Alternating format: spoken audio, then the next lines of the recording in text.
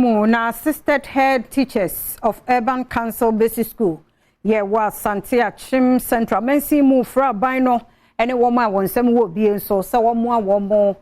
school dynam near dear Sebeya. Quadrado one so Benyan Faso wa the Chenny Adishemu Adom TV et was so.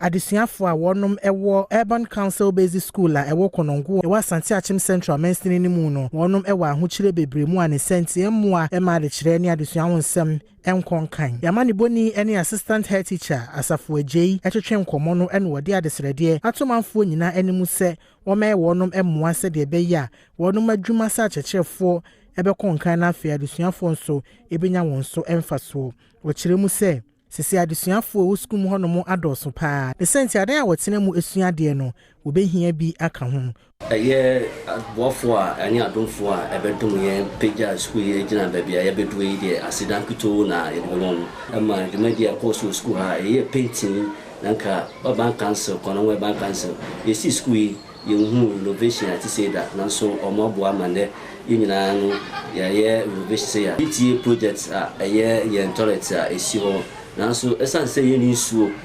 toilet na ho akade ani ye suo ye ni suo na ye ni pipe bi anso school ha edika adomfo ba bedum ye na nya ye mechanized borehole bi anase